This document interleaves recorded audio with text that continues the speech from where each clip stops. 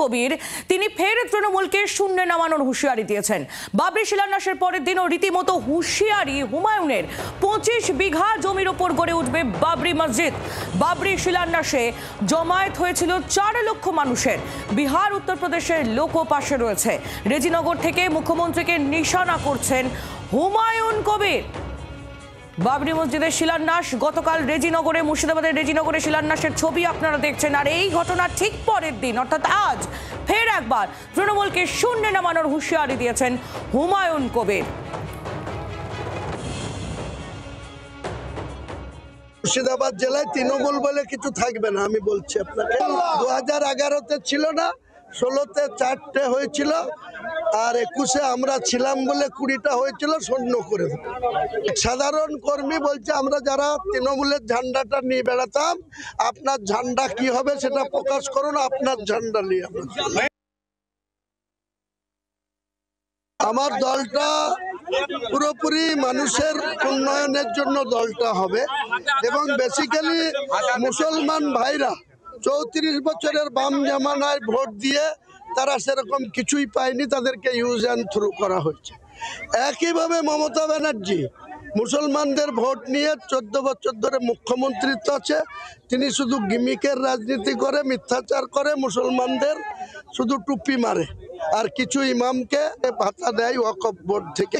মমতা ব্যানার্জি নাকি আগামী দিনে প্রধানমন্ত্রী হবে। প্রধানমন্ত্রী তো পরের কথা, আগে মুখ্যমন্ত্রীর পদটা আটকাক, তারপরে প্রধানমন্ত্রী হওয়ার স্বপ্ন। কাজটা শুরু হবে অ্যাকচুয়ালি 25 বিঘা জায়গার উপরে মসজিদ, হসপিটাল, মেডিকেল কলেজ এবং হোটেল কাম রেস্তোরাঁ, সবটা 25 থেকে 30 বিঘি জায়গার মধ্যে। আমি 1 বছর আগে ঘোষণা করেছিলাম যে 6 ডিসেম্বর আমি বাবরি মসজিদে ভিত্তি স্থাপন করব, সেটা টোকেন করে দিয়েছি। এবার আমাকে তো আমার পরিকল্পনা অনুযায়ী কাজ করতে হবে। মানুষ এত আবেগপ্রবণ হয়ে গেছে, সারা বাংলার মানুষ, এমনকি বাংলার বাইরেও বিহার, ইউপি, অন্যান্য জায়গা থেকেও মুসলমান ভাইরা বলছে আপনারা আগেই চলুন, আমরা আপনার সঙ্গে। মুর্শিদাবাদের কতগুলো আসন নিয়ে আশাবাদী? মুর্শিদাবাদে আমাদের জোট, ওয়াইসি আর আমি, তার সঙ্গে কারা কারা থাকবে সেটা ভবিষ্যৎ জানতে পারবেন। আমাদের জোট পুরো সিট দখল করব, তৃণমূলকে জিরো করব। হুমায়ুন কবির তার একের পর এক তোপ আমরা শুনছিলাম।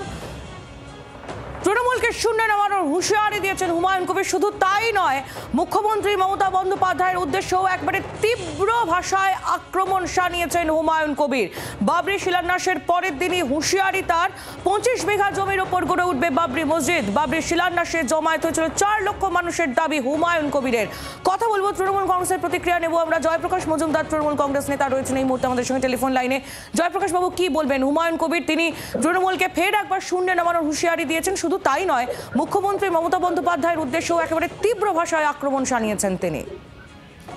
না, শুনুন, হুমায়ুন কবিরের আর কোনো উপায় নেই। বিজেপির পয়সায়, বিজেপির নির্দেশে তিনি কমিউনাল রাজনীতি করছেন। ওখানে উনি মুসলমানদের বলছেন যে আলাদা হয়ে আমার সঙ্গে এসে সমাজ ত্যাগ করো, ভারতীয় সমাজ ত্যাগ করে আমরা একসঙ্গে থাকবো। আর অন্যদিকে শুভেন্দু অধিকারী বলছেন, হিন্দুদের বলছেন যে সনাতন ধর্মের নামে আলাদা হও। ইনি বাবরি মসজিদ আর উনি সনাতন ধর্মের নামে, এই দুজনেই তো কমিউনাল পলিটিক্স করছেন, যেটা পশ্চিমবঙ্গে কোনো স্থান নেই। সব ধর্ম নিয়ে সবাই একসঙ্গে শান্তিতে থাকার কথা বলছেন কে? মমতা বন্দ্যোপাধ্যায়। আর সেই মমতা বন্দ্যোপাধ্যায়কে উনি নানা রকম হুমকি, অশ্রাব্য কথা, অশ্লীল কথা, অশালীন কথা বলছেন। তাতে বাংলার মানুষ মেনে নেবে? শূন্যতে কে পৌঁছবে? এইসব কথা আমরা জানি। কংগ্রেসকেও দেখেছি, সিপিএম কেও দেখেছি যারা শূন্যতে পৌঁছেছে। হুমায়ুন কবির অচিরেই জনমানস থেকে শূন্য থেকে মহাশূন্যতে চলে যাবে। অন্যের হাতে তামাক খেয়ে রাজনীতি করা যায় না এখানে, এইটুকুনি মাথায় রাখেন যেন। জয়প্রকাশ বাবু, ধন্যবাদ। তৃণমূল কংগ্রেস নেতা জয়প্রকাশ মজুমদার ছিলেন আমাদের সঙ্গে টেলিফোন লাইনে। আরো একবার আপনাদের শোনাবো হুমায়ুন কবির তিনি ঠিক কি বলেছেন আজ।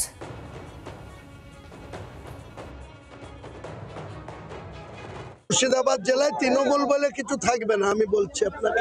2011-তে ছিল না, 16-তে 4টে হয়েছিল, আর 21-এ আমরা ছিলাম বলে 20টা হয়েছিল, শূন্য করে দেব। সাধারণ কর্মী বলছে আমরা যারা তৃণমূলের ঝান্ডাটা নিয়ে বেড়াতাম, আপনার ঝান্ডা কি হবে সেটা প্রকাশ করুন, আপনার ঝান্ডা নিয়ে আমরা। বাংলার আওয়াজ, বাঙালির আবেগ, জি 24 ঘন্টা।